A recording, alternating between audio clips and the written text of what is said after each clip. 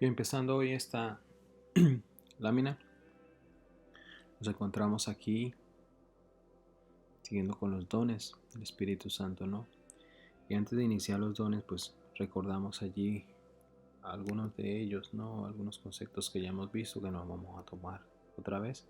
Y entrando ya en los dones, pues hoy nos toca el don de la sanidad, que viene después de que vimos la fe como don del Espíritu Santo y la fe como creencia en nosotros, ¿no? Y vemos que el primero de todos es la sabiduría, luego viene el conocimiento, luego viene la fe, porque dice que la fe viene por el oír, ¿no? Y el oír la palabra de Dios. Y el conocimiento está en la palabra de Dios, que es la Biblia, ¿no? Pero el conocimiento sin el poder de la sabiduría, pues igual no llega a nada, ¿no? Y aquí encontramos las virtudes de la sabiduría justamente en Proverbios 8 que dice: la sabiduría ha creado la sagacidad y posee el conocimiento y el consejo. Es decir, a través de la sabiduría viene y del conocimiento pues viene el consejo que podemos dar, ¿no? Y dice también que el principio de la sabiduría, dice, el principio de la sabiduría es el temor de Yahweh. Y ahora, ¿qué será el temor de Yahweh? Me pregunto yo. Y tal vez podríamos decir muchas cosas, pero la Biblia también tiene esa respuesta y dice en Proverbios 8:13, dice, el temor de Yahweh es aborrecer la maldad, el orgullo, la altivez y el mal camino. Yo detesto la boca perversa. Y una vez que debemos eso, pues la sabiduría dice que mío es el consejo, la instrucción y el entendimiento, mío es el poderío. Por mí reinan los reyes y los príncipes administran justicia. Por mí gobiernan los gobernantes, los nobles, todos los jueces de justicia. Yo amo al que me ama y los que me buscan me hallarán, porque en Santiago dice que el que necesite sabiduría, que pida con liberalidad, que Dios reparte, le da sabiduría a quien la busque. Mía es la riqueza y la honra, esto es lo que dice la sabiduría, los bienes duraderos y la justicia. Mis frutos son mejores que el oro puro y mis ganancias mejor que la plata selecta. Yo ando por el camino de la rectitud y por en medio de las sendas de justicia, para heredar esperanza a los que me aman y colmar yo sus tesoros, ¿no? Entonces eso es las virtudes que nos presenta la sabiduría, que proviene del temor de Yahweh. El principio de la sabiduría es el temor de Yahweh. Pero dice que los necios desprecian el conocimiento y la disciplina, ¿no? También. Así que bueno, tomando esto como en cuenta, entramos al don de hoy, al don de sanidad, ¿no? Y el don de sanidad lo podemos ver manifestado en muchas partes, tanto en el Antiguo como en el Nuevo, pero tomamos el don de sanidad en este caso porque es a través del Espíritu Santo, y el Espíritu Santo fue manifestado a todos a través de Pentecostés, ¿no? Así que antes de Pentecostés, pues nuestro Señor Jesucristo nos da ejemplos de ese don de sanidad. Y el don de sanidad incluye acciones, ¿no? Y aquí vemos cómo el Señor Jesús, en este hombre, en Marcos 8 encontramos esta historia, que cuando llega a un pueblo de Betsaida, que es un pueblo gentil, no es un pueblo hebreo, y le trajeron a un ciego y le rogaron que lo tocara para sanarlo, ¿no? Tomando de la mano al ciego, lo sacó fuera de la aldea, y después de escupir en sus ojos y de poner las manos sobre él, le preguntó, ¿ves algo? Y levantando la vista dijo, veo a los hombres, pero los veo como árboles que caminan. Entonces Jesús puso otra vez las manos sobre sus ojos y él miró fijamente y fue restaurado y lo veía todo con claridad. Aquí vemos cosas que tal vez cuesta un poco entender, por qué puso la saliva en los ojos, ¿sí? Porque dice que le escupe los ojos, ¿no? Le pone saliva en los ojos, ¿no? Bueno, es ciego. La única manera de que vea, bueno, ponerle algo húmedo o sienta algo en sus ojos, ¿no? Y bueno, la saliva pues es algo que le iba a sentir, una humedad en esa parte de la vista, ¿no? También representa el verbo, la palabra de Dios de Génesis, ¿no? Porque bueno, a través de la palabra de Dios que sale de la boca pues se creó todo, ¿no? Como dice en el principio, Dios creó los cielos de la tierra, y en Hebreos pues encontramos, ¿no? Que el mundo fue hecho de lo que no se veía por la palabra de Dios, y la palabra de Dios pues es el verbo en acción, ¿no? Y vemos Bethsaida. ¿Por qué lo saca de la aldea? Bueno, porque es un pueblo de gentiles donde está contaminado, donde espiritualmente adoran ídolos y todo esto, ¿no? Entonces allí vemos una sanación, pero también vemos una sanación que a diferencia de las otras se genera en dos pasos o en dos momentos, ¿no? Uno, cuando toca los ojos, cuando moja los ojos con la saliva y le pregunta, ¿ves algo? Y levantando la vista dijo, veo a los hombres, pero los veo como árboles que caminan, ¿sí? Eso es algo que hay muchas opiniones, pero realmente hasta el día de hoy no he comprendido qué nos quiere decir el Señor con eso, ¿no? Entonces Jesús puso otra vez las manos sobre sus ojos y él miró fijamente y fue restaurado y lo veía todo con claridad. Podría ser, es lo que me ha venido a la mente, que haciéndonos saber que bueno, si nosotros nos acostamos en la tierra, pues obviamente vamos a ver todos como árboles porque venimos de la tierra, ¿no? Pero es una idea, no sabemos realmente, ¿no? Así que lo dejamos para cuando Dios tenga su disposición de que podamos entender esos temas y ese mensaje sobrenatural y espiritual que hay detrás de esas palabras que están allí, porque cada palabra tiene un significado histórico, humano, pero también espiritual, y allí pues no todos son revelados al tiempo, ¿no? Luego encontramos otra sanidad que se manifestó. Este caso es una niña que estaba muerta, pero aquí Jesús nos dice que no está muerta, ¿no? Aun cuando el pueblo ya lo había confirmado y estaban preparándose para el servicio fúnebre, ¿no? Pero que dice la historia, Jesús, oyendo lo que se hablaba, dijo al oficial de la sinagoga, este era un hombre que era de la iglesia de esa época, de la religión de esa época, le dice, no temas, cree solamente. Y no permitió que nadie fuera con él, sino solo Pedro, Jacobo y Juan, hermano de Jacobo. Fueron a la casa del oficial de la sinagoga y Jesús vio al alboroto y a los que lloraban y se lamentaban mucho. Y entrando le dijo, ¿por qué hacéis alboroto y lloráis? La niña no ha muerto, sino que está dormida.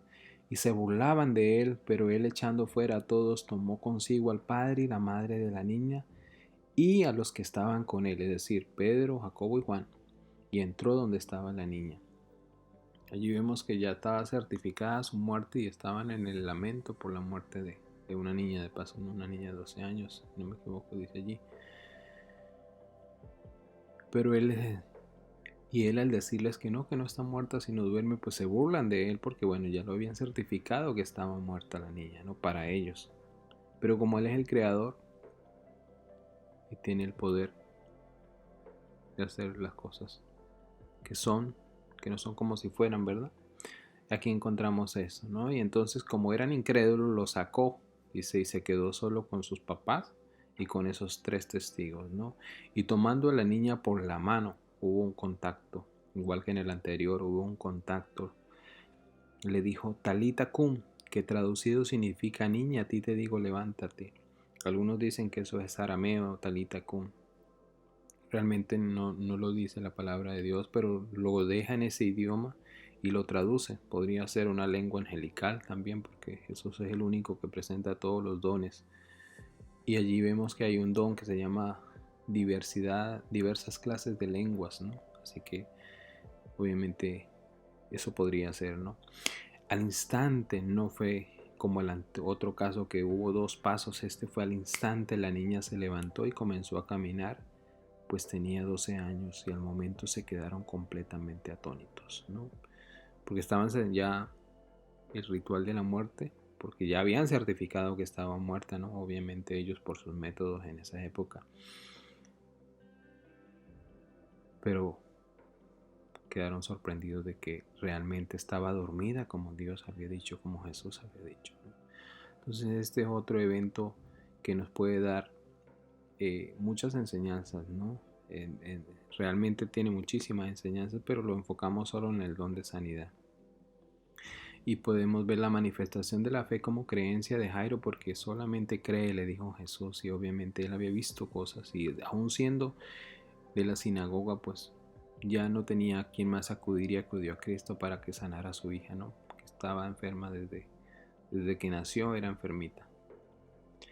Y vemos el don de sanidad manifestado y con testigos en este caso, ¿no? Los testigos fueron los papás y estos tres compañeros de Jesús, apóstoles de Jesús o discípulos de Jesús en ese entonces, Pedro, Jacobo y Juan.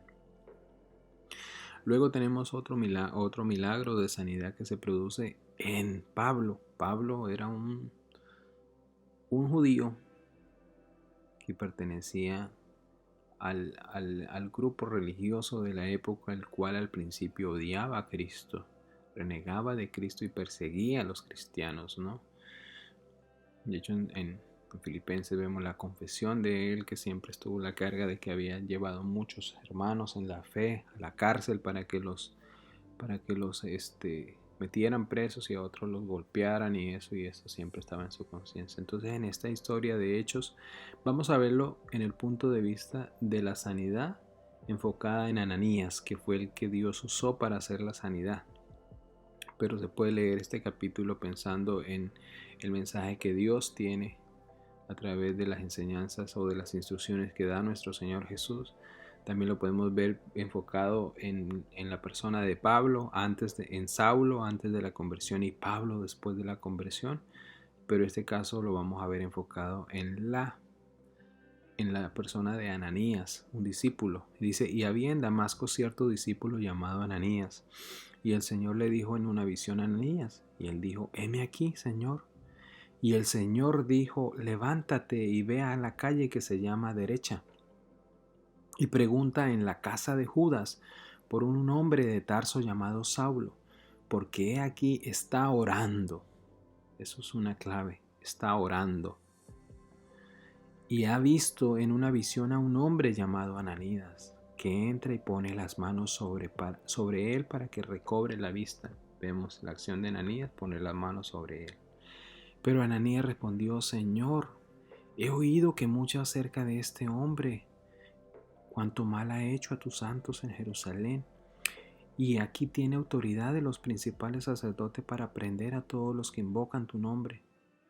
Esa fue no la negación de Ananías, sino su justificación de por qué no consideraba como que correcto ir a hacer eso, porque sabía quién era Ananías, ¿no?